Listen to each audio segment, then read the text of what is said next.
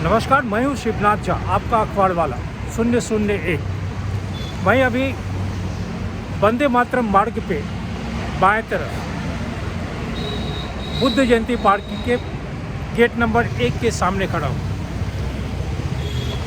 गया में बोध गया है और बोध गया में सिद्धार्थ, जो गौतम बुद्ध के नाम से भी जाने जाते हैं, उन्हें ज्ञान प्राप्त हुआ था बोध गया में।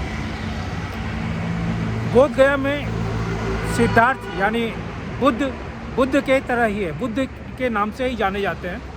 लेकिन यह बहुत मुश्किल है कहना कि गया के बोध गया से इस वंदे मातरम मार्ग पे आते आते यानी दिल्ली के वंदे मातरम मार्ग पे आते आते बुद्ध कब बुद्धा बन गए, यह कहना बहुत मुश्किल है।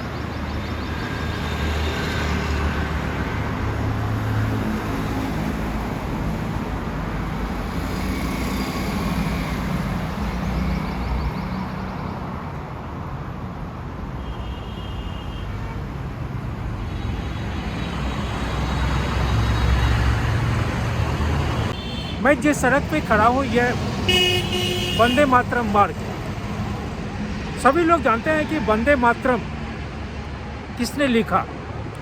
मैं समझता हूँ सभी लोग जानते होंगे, और लेकिन ये लोग यह नहीं जानते होंगे कि बंकिम बाबू के परिवार के आज भी उनकी पीढ़ियाँ हैं।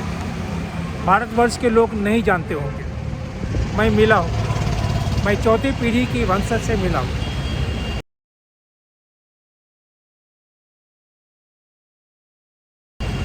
इसी मार्ग पे, वंदे मातरम मार्ग पे ही कविवर रविंद्रनाथ टैगोर के नाम से एक रंगशाला है। जहाँ मैं खड़ा हूँ यहाँ से दाहिने हाथ तकरीबन 1.5 किलोमीटर आगे, यानी जहाँ बुद्ध जयंती पार्क का बाउंड्री ख़त्म होता है उसके बाद एक गलियारा है और फिर दूसरा बाउंड्री शुरू होता है। वह बाउंड्री कविवर के नाम से अंकित रविंद्र रंगशाला के नाम से जाना जाता है। रविंद्रनाथ टैगोर के नाम से अंकित रविंद्र रंगशाला यहाँ से 1.5 किलोमीटर की दूरी पर उसकी जो स्थिति है वह एक तरह से भारत के रंगकर्मियों के लिए, भारत के लोक चित्रकला और संगीत के माध्यम से या संस्कृति के माध्यम से जितने लोग आज भारत के विभिन्न क्षेत्रों में हैं, उन सभी लोगों के चेहरे पे बहुत बड़ा तमाचा है। आपको विश्वास नहीं है तो आप इस वीडियो में भी आगे देखें, और दूसरा अपने आँखों से उसे दर्शन जरूर कर लें कि रविंद्र रंगशाला का क्या हाल है।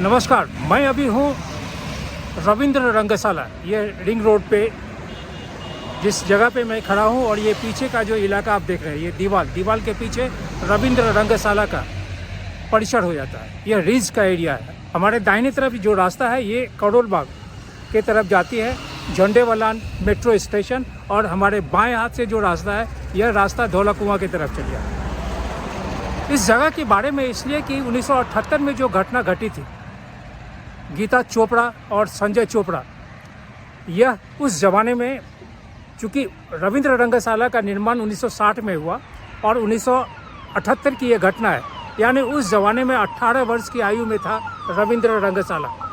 यह दिल्ली सल्तनत में या दिल्ली शहर के जो तत्कालीन लोग थे उसमें कला के मामले में, रंगमंच के मामले में यह स्थान बहुत ही अव्वल था। इसके अंदर का जो दृश्य है, उस दृश्य को देख के आज की तारीख में भारतवर्ष के सभी लोग अचंभित हो जाएंगे।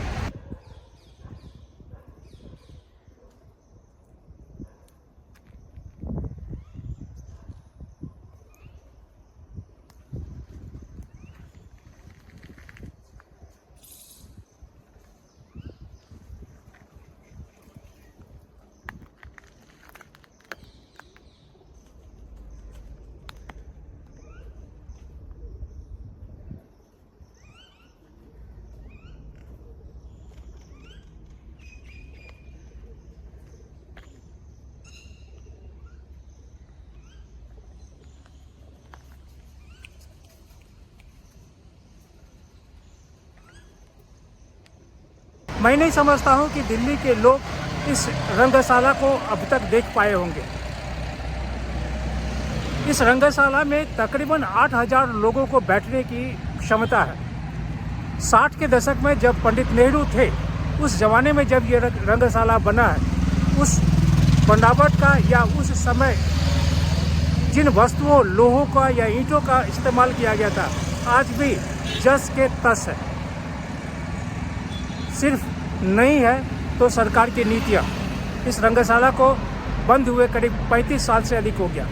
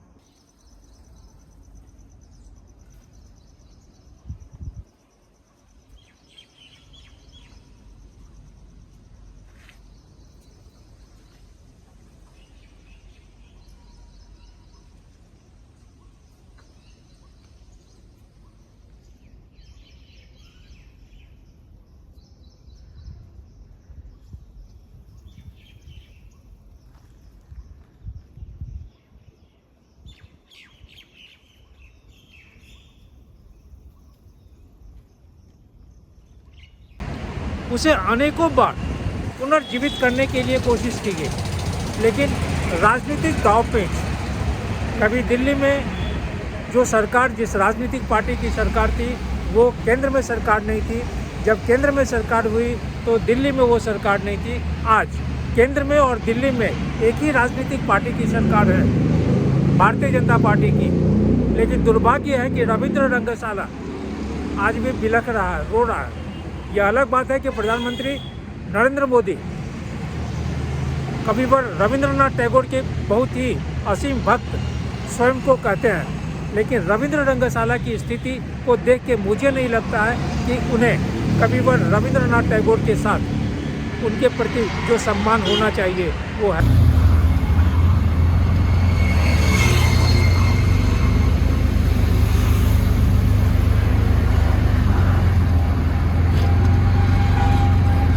अब तो पश्चिम बंगाल में भी भारतीय जनता पार्टी की सरकार बन गई है, जहां भारतीय जनता पार्टी की सरकार पहली बार बनी और रविंद्रनाथ टैगोर को पश्चिम बंगाल में लोग भगवान की तरह पूजते हैं। पश्चिम बंगाल ही क्यों, पूरे विश्व में टैगोर को लोग भगवान की तरह पूजते हैं। उसी तरह जैसे स्वामी विवेकानंद को रविंद्र रंगशाला से यहाँ पहुँचते हैं। इस बुद्ध गार्डन में जब इस गेट से प्रवेश करेंगे अंदर, तो सामने जो एक प्रतिमा आपको भगवान बुद्ध की दिखाई दे रही है, उस प्रतिमा के बगल में एक पीपल का वृक्ष का रोपे थे प्रधानमंत्री नरेंद्र मोदी।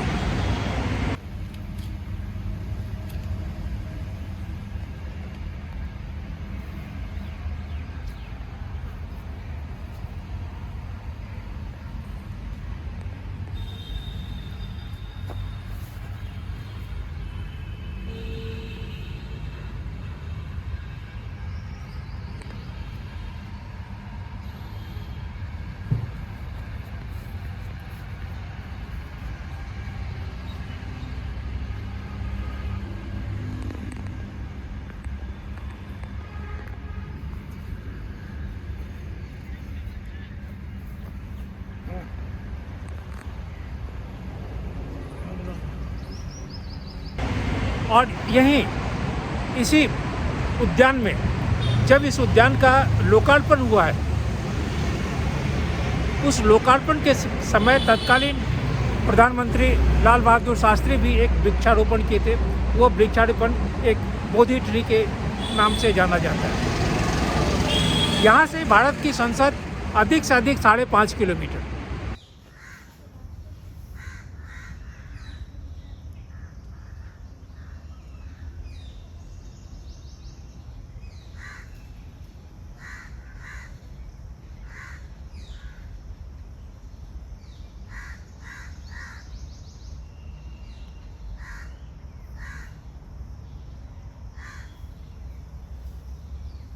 वंदे मातरम मार्ग पे जो घटना है वो 3 बहुत ही महत्वपूर्ण घटना है, जो दिल्ली शहर के लिए, दिल्ली के प्रशासन के लिए बहुत बड़ा तमाचा था। इस बुद्ध पार्क में 1978 में एक घटना घटी थी।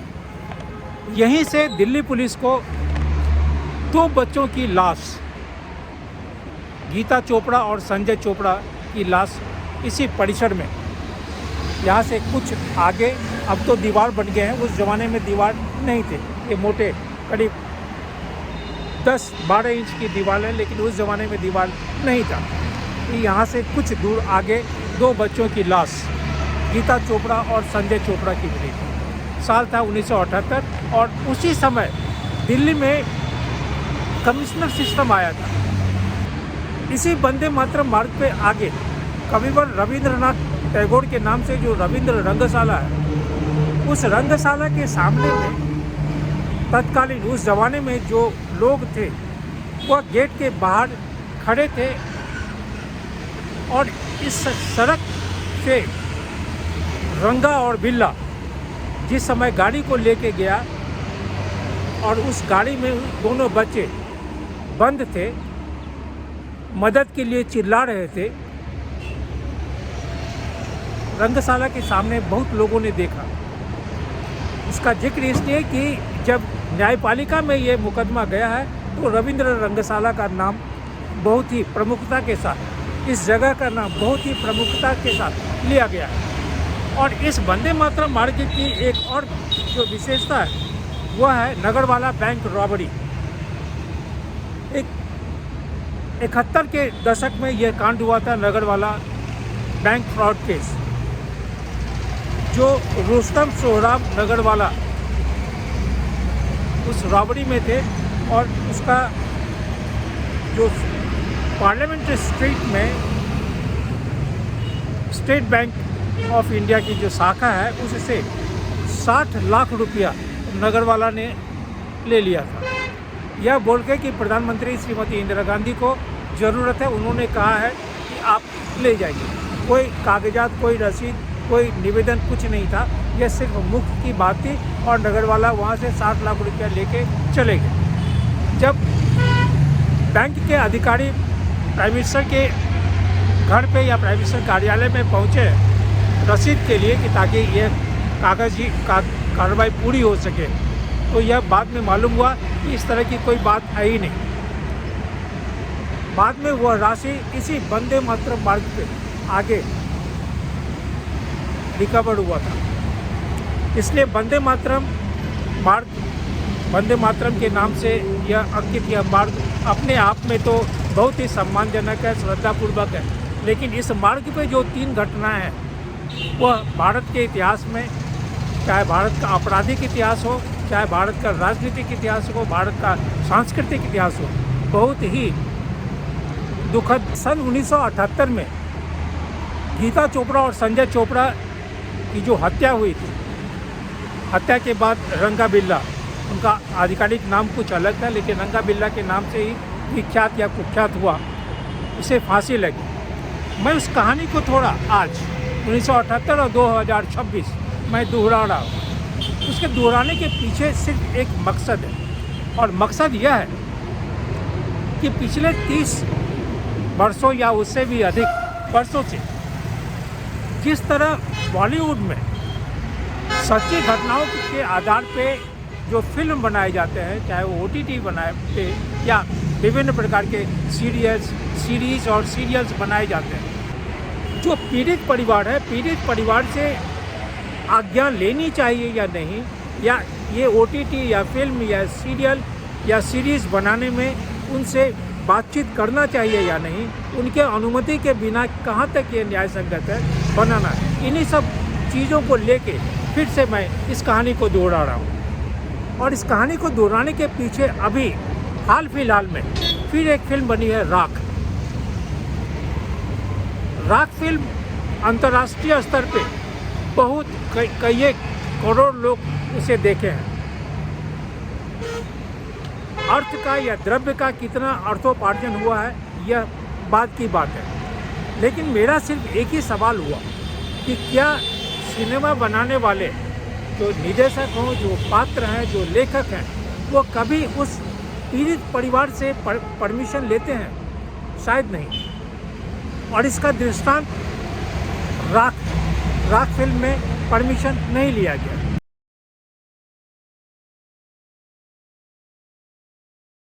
गीता चोपड़ा और संजय चोपड़ा की जो घटना है, उस घटना से संबंधित मैं करीब उन तमाम स्थानों पे गया जहाँ उसकी कड़ी, उस कहानी की कड़ी थी।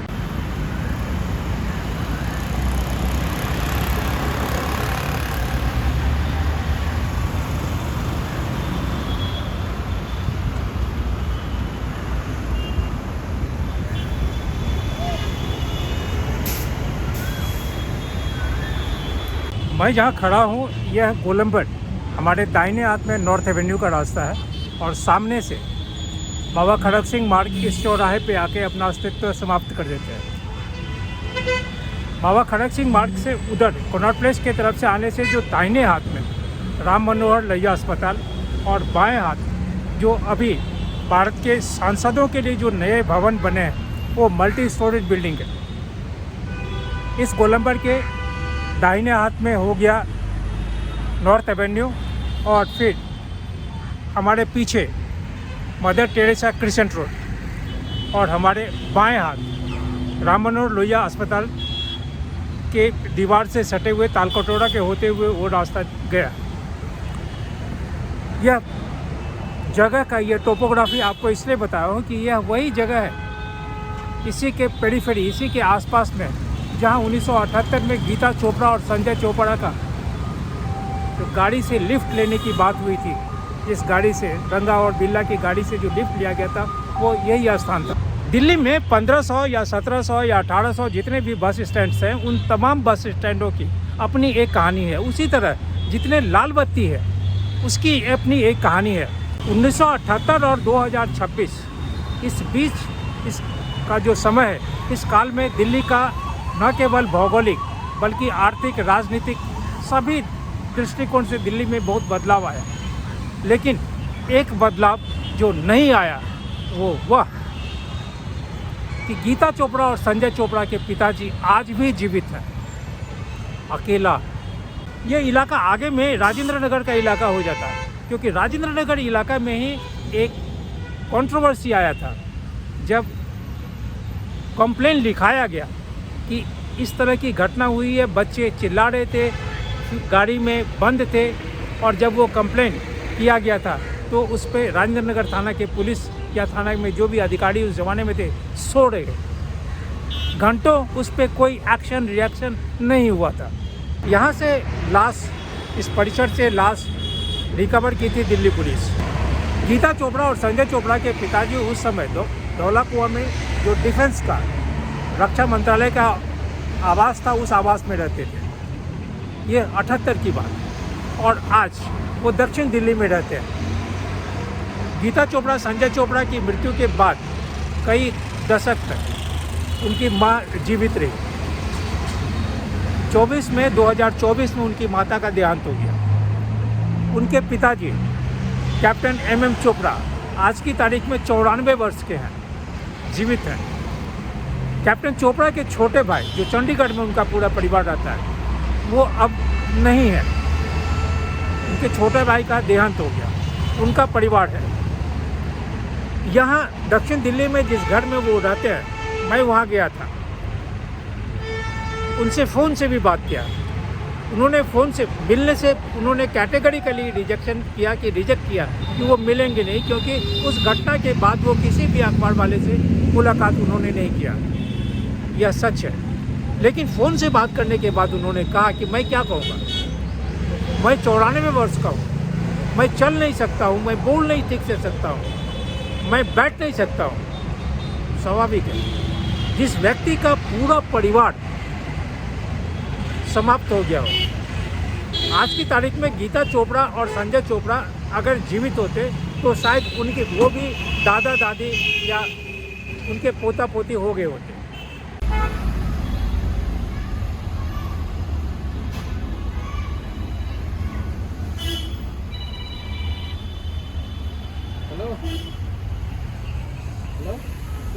नमस्कार, मैं हूँ शिवनाथ झा, आपका अखबार वाला। मैं अभी बसंत विहार में हूँ। हमारे पीछे जो मकान आप देख रहे हैं विशालकाय, ये 3 मंजिला मकान, यही मकान है MM चोपड़ा साहब का। MM चोपड़ा गीता चोपड़ा और संजय चोपड़ा के पिताजी हैं। 94 वर्ष की आयु है, स्वस्थ हैं, लेकिन चलने फिरने या बहुत बातचीत करने में असमर्थ हैं। उनके देखरेख करने के लिए उनका ड्राइवर राजेश जी हैं, और खाना बनाने के लिए एक मेड है। इनका घर जहाँ पे है यह बसंत विहार या बसंत मार्ग बोलेंगे, यहाँ से 10 हाथ आगे बसंत विहार DPS स्कूल है। 78 के घटना के बाद शुरुआती दिनों में चाहे वो जितने भी अखबार वालों से बात किए हों, लेकिन पिछले कई वर्षों से वो कभी अखबार वालों से बात नहीं किया। उनका जो ड्राइवर है राजेश है, जो उनकी देखरेख करते हैं, पिछले कई दशकों से राजेश जी उनके साथ रह रहे हैं। उनका खाना पीना, पहनावा, कपड़ा लता, दवाई दारू, घर द्वार, ये सभी चीज़ राजेश जी कर रहे हैं। लेकिन उन्होंने एक चीज़ जो कहा वह दर्दनाक है, और दर्दनाक ये है कि आज मुंबई में या बॉलीवुड में फिल्म बनाने वाले जितने भी लोग हैं वो इस तरह की सच्ची घटनाओं पर आधारित बहुत सारे फिल्म, बहुत सारे सीरीज़ बना रहे हैं। लेकिन दुर्भाग्य ये है कि जब वो सीरीज़ बनाते हैं तो जिस पे सीरीज़ बन रहा है उससे पूछते भी नहीं।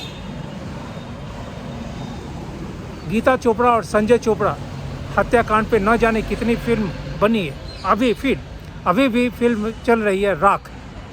लेकिन राजेश जी का कहना है कि राख के निर्माता या उसमें काम करने वाले कलाकार, निर्देशक कभी चोपड़ा साहब से पूछे भी नहीं, बताए भी नहीं कि मैं आपकी बेटी पे या उस घटना पे कोई फिल्म बना रहा हूँ। यह दुर्भाग्य है। अभी 2 दिन पहले बॉलीवुड के कलाकार आमिर खान ने कहा कि 3 इडियट फिल्म जो उन्होंने बनाया था, 3 इडियट्स, उस 3 इडियट्स फिल्म में सोनम वांगचुक का कोई लेना देना नहीं है। यानी सोनम वांगचुक की जो बहुत बड़े एजुकेटर हैं, अभी जंतर मंतर पे अभी जो देश की वर्तमान जो शैक्षिक स्थिति है, जो प्रश्न पत्र लीक होते हैं, बहुत तरह की बातें हैं, उस कुव्यवस्था के विरुद्ध में वो अभी जंतर मंतर पे धरना दिए हुए। आज सुबह सुबह उन्हें दिल्ली पुलिस उठा भी ली है, अस्पताल ले गई होगी उनकी देख रेख करने के लिए। लेकिन आमिर खान यह कहे कि 3 इडियट्स फिल्म में वांगचुक साहब का कुछ लेना देना नहीं है। उनका यह भी कहना हुआ कि जिस समय यह फिल्म बनी 2009 में, जिस समय यह फिल्म बनी थी उस समय वो वांगचुक साहब को जानते भी नहीं थे। आज भी कितना जानते होंगे मैं नहीं कह सकता हूँ, क्योंकि उन्होंने यह कह दिया कि जिस उद्देश्य के लिए वो उन्होंने कहा कि मुझे मालूम है कि वो धरना दे रहे हैं, एक अच्छे कार्य के लिए धरना दे रहे हैं, इससे अधिक वो कुछ नहीं जानते। लेकिन सवाल यह है कि 2009 में जो फिल्म बनी, वो उस फिल्म के बारे में ये कैटेगरिकली जो रिजेक्शन है सोनम वांगचुक के बारे में, ये 2026 में आके हो रहा है। यानी 17 साल बाद। बॉलीवुड ऐसा ही है। बॉलीवुड में जब लगता है कि एक व्यक्ति अभी बहुत ज़्यादा पब्लिसिटी ले रहा है, सोनम वांगचुक को अभी बहुत ज़्यादा पब्लिसिटी है ग्लोबल, क्योंकि वो देश की जो शैक्षिक व्यवस्था उसके विरुद्ध सड़क पे उतरे हैं, आमरण अनशन किए हैं, तो इसमें कूदने की जो बात है कि हम कैसे कूदेंगे और हमें इसमें थोड़ा सा भी पब्लिसिटी मिल जाएगा, आमिर खान ने वही किया। इस वक्त में जब वो जंतर मंतर पे धरना दे रहे हैं, उस समय यह कहना कि मैं उन्हें जानता भी नहीं हूँ, तो चाहे पॉजिटिव हो चाहे निगेटिव हो, पब्लिसिटी आमिर खान को मिलेगा ही, सभी लोग लिखेंगे। यह इतने साल बाद। अब सवाल यह है कि अगर बॉलीवुड में फिल्म बनती है और ये फिल्म आज कहा जा रहा है कि इसमें गीता चोपड़ा या संजय चोपड़ा उसके पिताजी या उसके परिवार से बिना कोई बात किए हुए, लेकिन हो सकता है कि 20 साल बाद यह कहा जाए कि मैं गया था लेकिन हमसे कोई बात नहीं की है। यह संभव है। मैं अभी सुशांत लोक में हूँ, गुरुग्राम में। जहाँ मैं खड़ा हूँ, हमारे इस जगह से करीब 25 कदम पीछे दिल्ली पुलिस के एक अवकाश प्राप्त अधिकारी, जो बाद में कमिश्नर भी बने दिल्ली पुलिस के, वो रहते हैं। संबंधित अधिकारी बाद में गवर्नर भी बने। और सबसे महत्वपूर्ण बात यह है कि ये अधिकारी जो एक विख्यात या कुख्यात मुकदमा या केस दिल्ली पुलिस के नाम अंकित है, रंगा बिल्ला केस या गीता चोपड़ा और संजय चोपड़ा मर्डर केस, उसके तहकीकात करने वाले यही हैं। मुझे कहा गया है कि आप नाम नहीं कहेंगे। आखिर जो रंगा बिल्ला का मुकदमा है, जो केस हुआ था, गीता और संजय का जो केस हुआ था, अपहरण हुआ था, उसकी मौत हुई थी, मुकदमा हुआ, FIR हुआ और दिल्ली पुलिस लगातार, अंततः उससे फांसी भी हुई। आखिर था क्या? यह केस किसका था? तो मैं पहुंच गया दिल्ली पुलिस के उन दिनों में जो अधिकारी थे जो इसकी जांच कर रहे थे। उन्होंने कहा कि मेरा नाम नहीं लीजिएगा, इसलिए मैं नाम नहीं लूँगा, लेकिन तथ्य जो उनकी है, उनका कहना था कि इसमें दिल्ली पुलिस तहकीकात जरूर की है, खास करके, लेकिन उस तहकीकात के दौरान में जो मेजर टिप ऑफ है, जिसके आधार पर इन्वेस्टिगेशन एक नया रूप लिया था या नया डायरेक्शन लिया था, वो बॉम्बे पुलिस का था। दिल्ली पुलिस में उस ज़माने में जितने भी लोग थे जो इसका इन्वेस्टिगेशन कर रहे थे या इन्वेस्टिगेशन के पार्ट में थे, वो इस लाइन पे कभी इन्वेस्टिगेट या सोचने की ज़रूरत नहीं किया या सोच नहीं पाए। रंगा बिल्ला केस में इनका कहना है कि बॉम्बे पुलिस ने यह टिप ऑफ दिया था कि जिस गाड़ी में संजय को, यानी दोनों बच्चों को, संजय और गीता को रखा गया था उसका पिछला सीट, दरवाज़ा खोलने का जो हैंडल है वो तोड़ा हुआ है। यह मुंबई पुलिस का टिप ऑफ था कि उसका जो मोडस ऑपरेंडी है वो कुछ इस तरह है कि जब हम गाड़ी में बैठाते हैं किसी को, तो बैठने के बाद, पिछले सीट पर बैठने के बाद वो दरवाज़ा को खोल नहीं सकता। और यह जो गतिविधि है यह तब हुआ था जब एक मुंबई में एक सऊदी पैसेंजर, सऊदी के जो नागरिक है, उस नागरिक को एक पैसेंजर के रूप में बैठाया गया था। और बैठाने के बाद इसी तरह से उसकी जो गाड़ी थी वो गाड़ी को बंद है, अंदर से वो तोड़ा हुआ है ताकि वो खोल नहीं सके, और फिर उसका मर्डर हुआ था। यह जो टिप ऑफ है वो मुंबई पुलिस की थी, यह दिल्ली पुलिस की नहीं थी। जब रंगा और बिल्ला हरियाणा से वापस आया है ट्रेन से, तो वो गलती से उस कंपार्टमेंट में चढ़ता है जिसमें आर्मी के जवान बैठे हुए हैं। किसी बात पे दोनों में बच्चक होता है, आर्मी वाले उसे जमकर पीटते हैं, और फिर अंततः पुरानी दिल्ली रेलवे स्टेशन पे गाड़ी आने के बाद उसे पुरानी दिल्ली रेलवे स्टेशन के जो स्टेशन पुलिस है यानी जीआरपी को सौंपते हैं। अभी तक दिल्ली पुलिस कहीं नहीं है। अब सवाल यह है कि जब वहाँ से आर्मी वाले भी नहीं जानते हैं कि ये कौन है, ये अपराधी किस तरह का कुख्यात अपराधी है, और जब पुरानी दिल्ली स्टेशन पे जीआरपी को उसे सौंपा जाता है, यह मैं नहीं कर रहा हूँ, जो इसको इन्वेस्टिगेट किए हैं वो अपना नाम नहीं बताएंगे, उनकी छवि भी नहीं इस पर मैं दिखा सकता हूँ, लेकिन इसको देखने सुनने वाले समझ जाएंगे कि कौन अधिकारी हैं। आर्मी वाले भी नहीं जानते थे कि ये अपराधी कौन है, और आर्मी वाले जब जीआरपी को पुरानी दिल्ली स्टेशन पे हैंड ओवर किए तो वो पुलिस भी नहीं जानती थी, जीआरपी भी नहीं जानती थी कि ये कौन है, ये अपराधी कौन है। क्योंकि इस तरह की उसे मार पीट कर, ठोक ठाक कर वहाँ पे पुलिस को हैंड ओवर किया गया था। तो ये घटना थी रात में। तो जब सुबह पाली में जो अधिकारी हैं जीआरपी के, जब उनकी ड्यूटी लगी और वो ड्यूटी पे आए, तो इन दोनों को देखते ही पहचान लिए कि ये रंगा और बिल्ला है। अब यहाँ पे मामला आ गया कि चूँकि हैंड ओवर हुआ है जीआरपी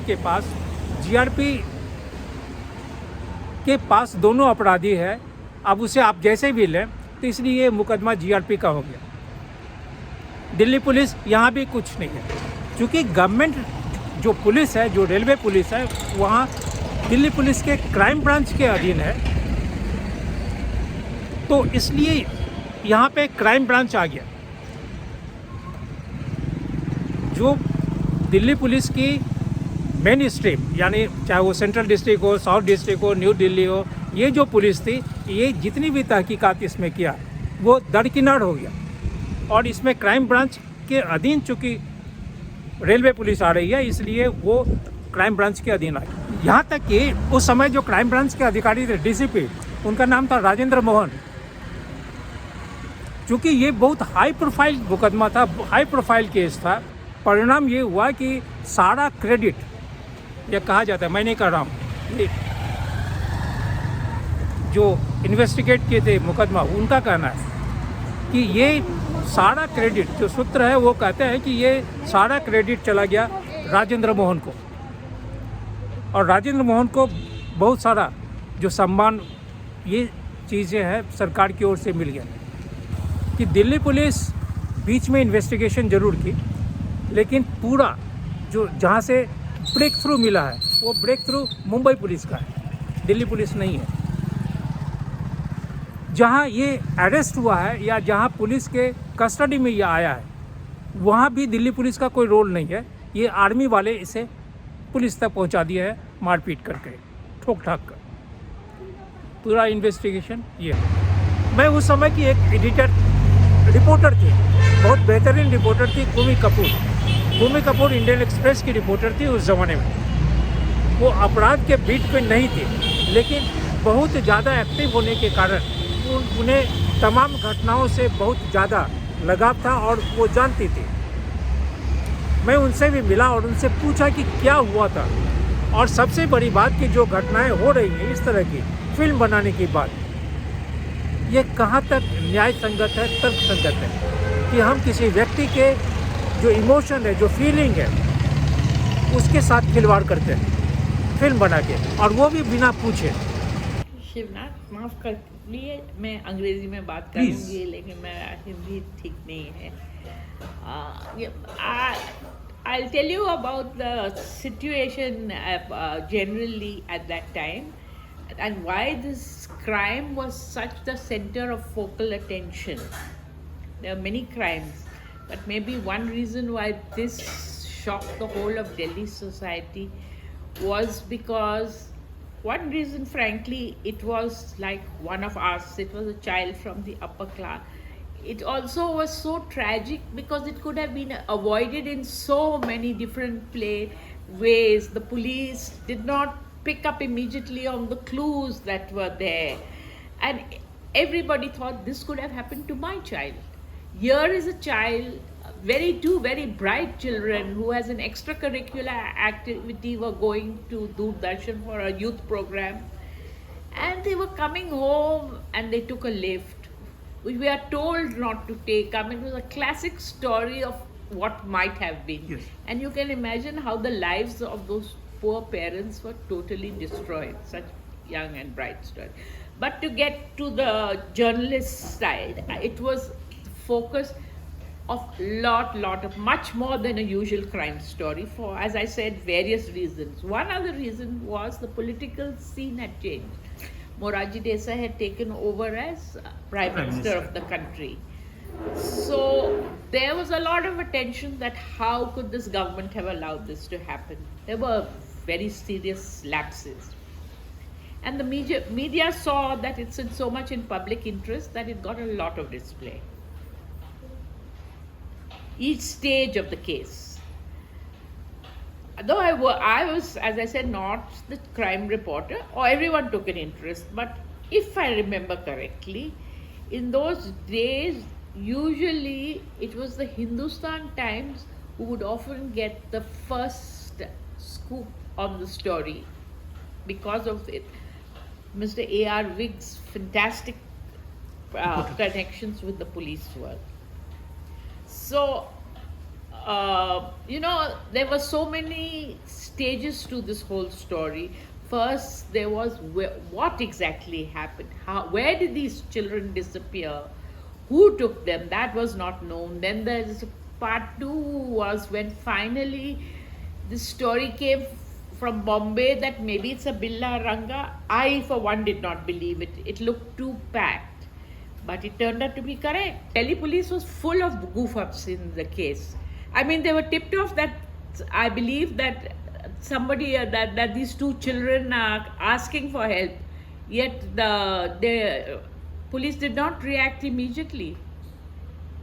तो दिल्ली पुलिस के साथ इस तरह की बात शुरू से है, reaction the impression was they are a little flat-footed always.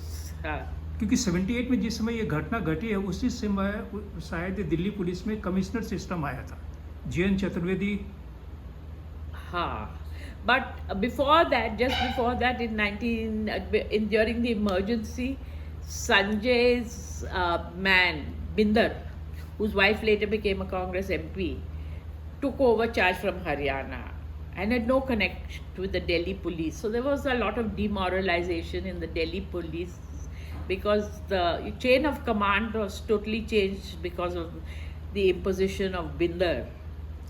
And he had more of a political agenda than actual policing work. आप समझते हैं कि अगर रंगा बिल्ला का केस बहुत ज़्यादा पॉलिटिकल नहीं होता, इसको जो पॉलिटिकली प्ले अप किया गया था, तो शायद आज की तारीख में अगर उनका हैंगिंग या जो भी हुआ था ये नहीं होता. So hanging would be there for such a horrendous crime, but maybe not so much effort as to get to the bottom of the story. The Bombay police getting into the act is because of the publicity it received in Delhi. हाँ. Air league साहब का उस समय He broke 2 or 3 Major of the stories first on this whole tragedy. Uh, I remember one point right at the end. People had a morbid interest in the case, very sad. And one aspect that people asked about was the girl raped? And Hindustan Times put out competition for its reporters that anyone who can get the autopsy report. And every newspaper was trying to get the autopsy report, but Hindustan Times offered a prize, and we got the autopsy report, which showed that the girl was not physically attacked. इस घटना के basis पे बॉम्बे में या जो लोग film बनाते हैं, हाँ. मैं फिल्म बनाने के अगेंस्ट में नहीं, लेकिन फिल्म विदाउट परमिशन अगर बने विक्टिम फैमिली का, तो ये कहाँ तक logical? I don't think it's fair actually to not take the permission of the family, and I don't think that anyone who made a film without talking to the family, or at least people connected with them, could do a proper job. It would not be a thorough investigation, but I see that the way they make these serials and movies, I don't think they do at all as much research as they should. I can give you my own example, though it digresses from the point. I made the mistake of signing away my book rights to this actress Kangana Ranaut, on the understanding that it will not be in any way, if they may, it should be true to the book, or they should show me the script. Nothing was done, and yet they use. And I said, please do not use based on. They did everything to the contrary. Indira Gandhi film. So I had no choice but to go to the court, and a ordinary individual going to the court. Fortunately, in mediation, I got an apology, but the shoddy job. I mean, just the number of mistakes is embarrassing. फिर मैं उस जमाने के एक बहुत बेहतरीन reporter John Dayal साहब उस समय पैट्रियट अखबार में थे. मैं जॉन दयाल से मिला. जॉन दयाल इंटायर एपिसोड को जानते हैं. वो पूरे मानस पटल पे उनका वो घूमने लगा. जॉन दयाल भी इस तरह की जो प्रवृत्ति हमारे समाज में घर कर गई है या अपना वर्षों से जमा रही है, फिल्म बनाकर पैसा कमाना. जॉन दयाल साहब कहे कि पैसा कमाना ये सब चीज़ ठीक है, उनका माफ़ है, लेकिन आप एक्नॉलेज तो करिए, आप पूछिए तो कि मैं आपके मृत जो बेटा बेटी है, जो 1978 में जिसका कत्ल कर दिया गया था, जिसे मार दिया गया था, उस पर फिल्म बना रहे. कोई पूछता नहीं है. रंगा बिल्ला के ऊपर इसमें क्लासिक केस है. ये एक क्लास डिस्टिंक्शन है. इंडियन नेवी में उन दोनों शायद उनके डैडी जो बाद में कैप्टन रिटायर हुए, लेफ्टिनेंट कमांडर थे शायद. टीनेजर बच्चे हैं, कार है. मिलिट्री की जो लाइफ है, कैंटोनमेंट की जो लाइफ है, अपर क्लास लाइफ है. शायद जो ऑफिसर्स हैं वो उस क्लास से नहीं आते हैं, मगर जब वहाँ पे पहुँच जाते हैं तो उस क्लास में अपने आप को खो देते हैं एक तरीके से. तो ये बच्चे भी उसके कुछ विक्टिम थे एक तरीके से, जो जिस तरीके से ट्रैवल करते थे, जिस तरीके से करते थे. तो वहाँ पे जो स्ट्रक्चर आया आपके पास, वो बिल्कुल एकदम सोशोलॉजी ऑफ क्राइम के ऊपर आ जाता है. कातिल है, उसको आप कह रहे हैं कि उसकी मानसिकता क्रूर है, विकृत है. इनोसेंट बच्चे हैं, सुंदर है, पंजाबी है. दिल्ली में उनका एक रेशियल आप कह सकते हैं उनके रूट्स है और स्प्रेड है, कम्युनिटी है, लार्जर कम्युनिटी जो उनके केस में इंटरेस्ट लेगी बाद में. और पिता हैं जो सोल्जर हैं, नेवी में हैं, और सारी सर्विसेज में नेवी ही सबसे स्मार्टेस्ट सर्विस होती है. तो लोगों का उसमें बड़ा देखने में विजुअली शौक रहता है. ये सब था और इसमें जो पब्लिक इंटरेस्ट आया उसमें इन्वेस्टिगेशन में जो एक वेग आया और रिपोर्टिंग में जो एक वेग आया, कुछ हद तक उन्होंने भी डिसाइड किया कि केस किस रास्ते जाएगा। और इतने साल बाद अभी भी कई बातें उसमें से है कि जो मेरे को कुरेदती हैं। 10 रिपोर्टर थे और 7, 8, 10 होंगे दिल्ली में। अखबार ही कितने थे? 5 थे। हिंदुस्तान टाइम्स, स्टेट्समैन, फिर इधर से चलिए express, times of India, herald और पेट्रियट। 6 या 7 अंग्रेजी के अखबार, हिंदुस्तान, दैनिक नवभारत, वीर अर्जुन, प्रताप, तेज उर्दू में 4। पंजाब केसरी पंजाब केसरी शायद दिल्ली आया नहीं था। नहीं आया था उसमें, हाँ दिल्ली तो नहीं आया जी। तो मैं कह रहा हूँ कुल मिला के 1 दर्जन अखबार भी नहीं थे। 1 दर्जन अखबार में 3 दर्जन। एक्सप्रेस में उसमें कौन थे क्राइम रिपोर्टर में, याद है कुछ? ये अश्विनी सेन के पहले की बात है। ये कुमी क्राइम बीट पे नहीं थी नहीं थी, कभी नहीं थी। हाँ, और शायद कुमी उन दिनों मदरलैंड में थी, ट्रांजिशन हो रहा था। हाँ, मदरलैंड टाइम्स से। में कौन थे उस समय कुछ? टाइम में दुआल थे, डेथे थे, सुभाष कटेकर थे। मगर मेन पुलिस हेडक्वार्टर में हमारे साथ दुआल, कैप्टन दुआल थे। ये शॉर्ट सर्विस कमीशन से आए थे और पत्रकार थे। और डेथे थे, विके डेथे महाराष्ट्र थे। एसटी में एसटी में एयरविक का साम्राज्य तो था। चांद थे, चांद जोशी थे। लड़कियों में प्रभा तो सर कॉर्पोरेशन करती थी, मगर कुछ क्राइम को भी कभी कभी आती थी बीट पर। उषा राय भी क्राइम रिपोर्टिंग नहीं करती थी। तो हाँ, ये बनारसी दास, अच्छा, ये या प्रताप में थे या तेज में थे। और हमारे यहाँ थे पेट्रियट में बहुत पुराने, उनका नाम था, जुबान पर है, बहुत मशहूर थे, क्योंकि उनके परिवार के लोग क्राइम रिपोर्टिंग में पंजाबी लोग थे, ये लोग सब। और लाला क्या नाम था उनका, जिन्होंने एक तरीके से आप कह सकते हो कि आधुनिक क्राइम रिपोर्टिंग ईजाद की दिल्ली में। अच्छा, ये उर्दू पत्रकारिता से ग्रासरूट रिपोर्टिंग। मगर वो भी ग्रासरूट रिपोर्टिंग थानेदार की जुबान से सुनते थे। थानेदार भी उन्हीं की जाति के लोग थे। तो और थानेदार से कहानी सुनी जाती थी, और जो एक तरीके से एक ट्रेडिशन बन गया था कि थानेदार से दूसरे को कहानी मिल जाएगी। सब इंस्पेक्टर जो एक्चुअल इन्वेस्टिगेशन कर रहा है, हेड कांस्टेबल, उस तक पहुंचने में आप अपनी तौहीन समझते थे। और उसके बाद तो फिर पत्रकार का भी क्लास अपराइज हुआ, और उसके बाद वो डीसीपी से नीचे बातें नहीं करते। एस एच ओ को भी डीसीपी के रूम में बुला कर पूछवाते हैं कि क्या हुआ, पता बताओ, केस डायरी दिखवा दो। तो ये जर्नलिज्म के लिए गलत सिग्नल गया, खून हो गया जर्नलिज्म खून का। हो गया।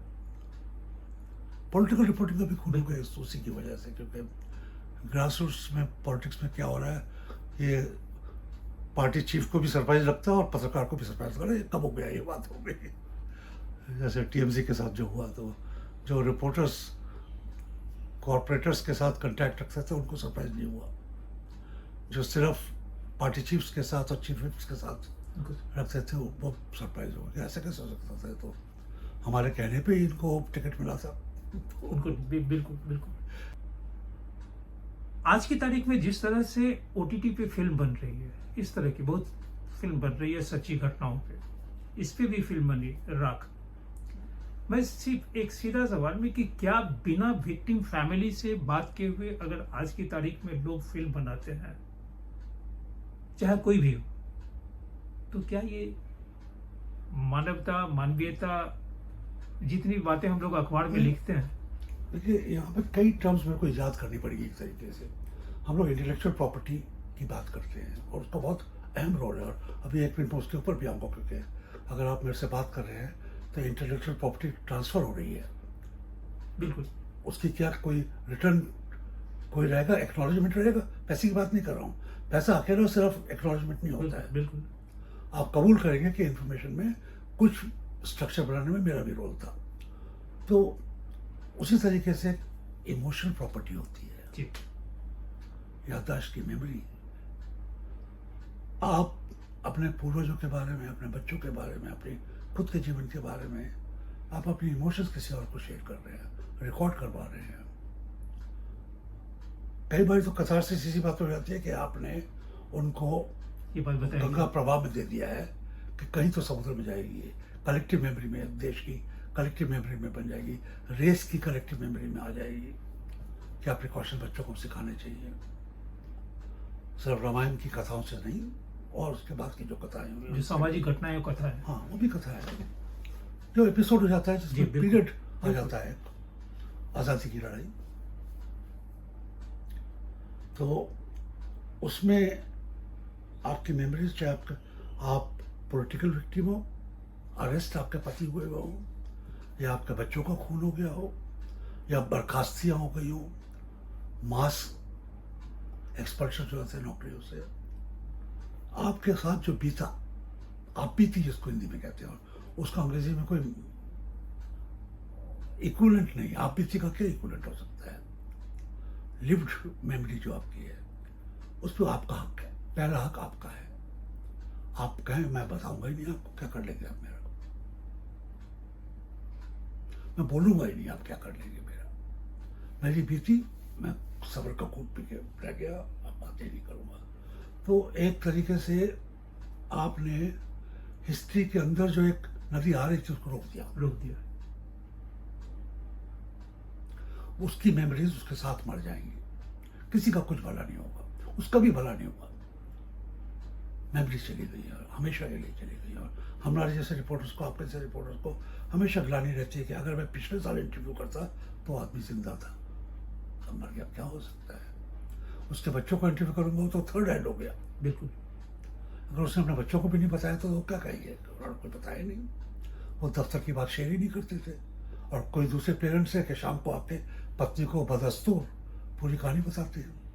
तो यहाँ पर विक्टिम की फैमिली को, या अगर आप ये भी सेंटेंस लगा दें कि हमने कोशिश की उनसे बात करने की, मगर उनके मर्म में तो अभी भी घायल है कि वो बात करने की हालत में नहीं थे, तब भी चलेगा, तब भी आपने उनके मर्म को पहचाना, उसको एक्नॉलेज किया, उसको रिस्पेक्ट भी की। मगर आपने बदतमीजी से आए 10 घंटे उनकी आपने टेप किया, एक्नॉलेज भी नहीं किया, और आपने उसके ऊपर एक भी पैसा ना बनाया, कोई बात नहीं, मगर अगर आपने लाखों बनाए हैं तो क्या आप पूछेंगे नहीं उनसे कि सर आप, फिर मैं कुछ सेवा कर सकता हूँ? इतना तो बनता है। इतना तो बनता है। अगर आपने उनकी मेमोरी को मोनेटाइज किया है, तो जिस तरीके से आपने उनकी मेमोरी में हाथ डाला, उनको आपके बैंक अकाउंट में हाथ डालने का हक बनता है। पूरा हक। ये मेरा मानना है। नहीं एकदम बिल्कुल, जो आज नहीं हो रहा है। जो, और वो इंटेलेक्चुअल प्रॉपर्टी राइट्स का आनंद है, और इमोशनल कॉपीराइट का भी बहुत बड़ा आनंद है, और जो भी ये कर रहे हैं उनको शर्म आनी चाहिए।